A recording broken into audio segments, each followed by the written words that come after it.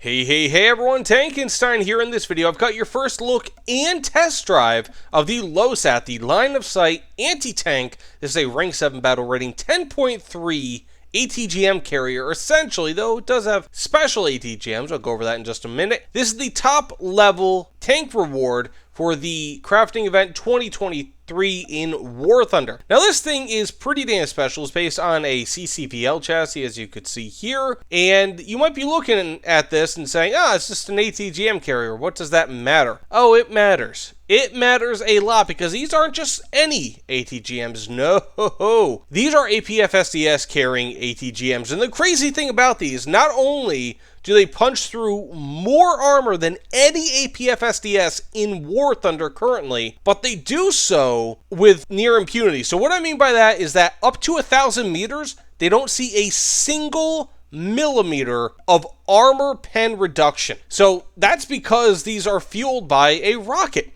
So because they have a constant source of energy coming out of the back of them up until 1,000 meters or so, they don't lose any armor piercing effectiveness. Absolutely bananas, in my opinion. And even at 30 degrees, these still have more armor pen than almost any other APFSDS in War Thunder. Plus, these have thermals and a laser rangefinder. Now, interestingly, and I think I pointed this out before, these do not have any sort of vertical guidance, unfortunately. So we'll have to wait and see exactly how that works out. We will be taking this into test drive in just a few seconds, but in an actual game, I'm not entirely sure. But this does have a 25-to-1, currently 25-to-1 horsepower per ton power to weight ratio, actually just a touch above it, and it will get obviously a bit better of a power to weight ratio once we get the engine, filters, and transmission unlocked, so probably around, give or take, around a 30-to-1 horsepower per ton power to weight ratio. Either way, this thing looks pretty good. It's got a 12 times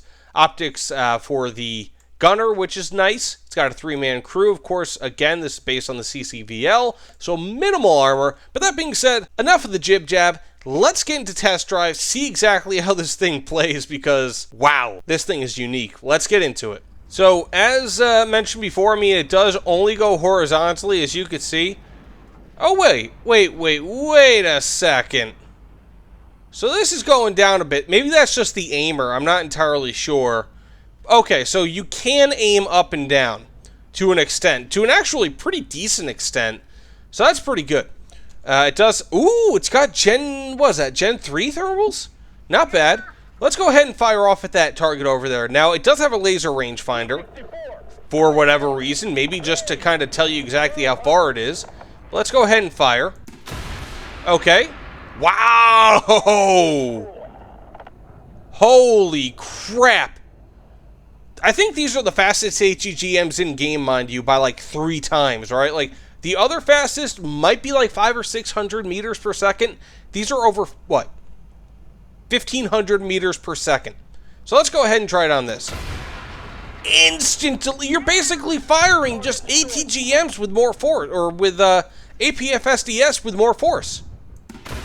This is bananas. And actually, I remember in the dev blog, it specifically said, like, look at this. And you can just fire off, fire off, fire off.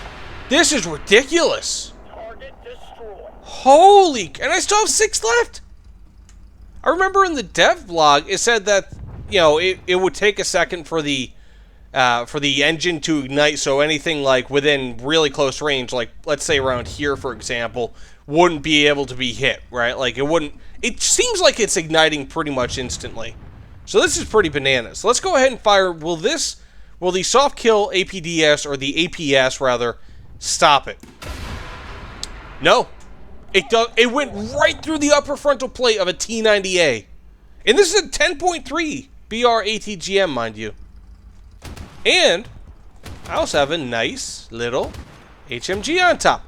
Now, I will, of course, I have, like, every one of these hits has been an instant kill also. What the hell? I didn't do that on purpose.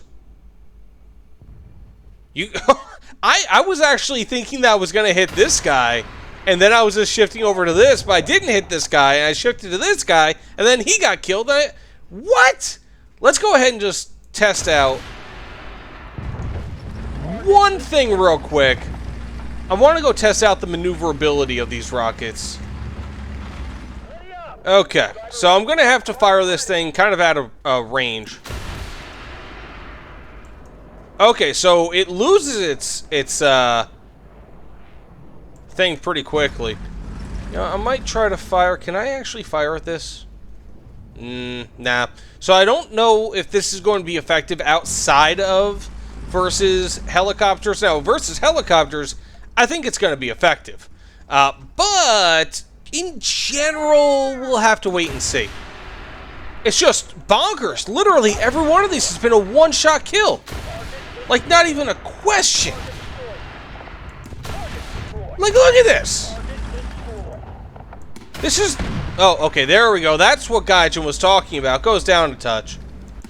This is one of the craziest things I've ever... What the hell was that? Am I just hitting the ground? Oh, okay. Every single one of these has been a one-shot kill. Even against that ZSU 23-4, it's a one-shot kill. Now, it looks like you won't be able to fire on the move. Yeah, so you have to stop firing in order to shoot this thing. So you really can't go more than like 3 or 4 kilometers per hour in order to shoot this thing, unfortunately. And it does have... It looks like the minus, so the negative gun elevation is what will most impact this. But it looks like it does still have... And, of course, any sort of obstacle. So you pretty much have to be firing on flat terrain, because I think that's what Gaijin was talking about. Otherwise, it will hit the ground pretty much immediately. Also, this is the reload at a cap base. So that really, really sucks. So this thing is going to have some limitations, but not until after you launch a bunch of ridiculously powerful rockets at people. Now let's just go ahead and see exactly how fast this thing can move. I'm just going to kind of go across here. I'm already going at 35, 40 kilometers per hour, so not too bad. I mean, I'll be honest, this thing is, wow. You know, wow. I genuinely can hardly believe how good these rockets are. And the thing is that I think that the penetrator on this, so of course APFSDS, those are sub-caliber munitions. Basically, if you have a 120 millimeter shell, right, it's much smaller. Like the actual penetrator, what goes into the enemy tank is much smaller than the actual 120 millimeters. I think there's something like 20 or 30 millimeters. This, I think, is a bit larger than that. It's like 35 millimeters. So not like a ton larger, but enough where I think it makes quite a bit of a difference. And, I mean, holy crap. Literally, every single one of these shots that actually hit the enemy tank killed them. So that being said, let me know what you guys think about this in the comments below. This thing is reasonably quick, really deadly. Its rockets do drop a little bit immediately, and you have to kind of watch out the terrain which you're firing, but it's got Gen 3 thermals.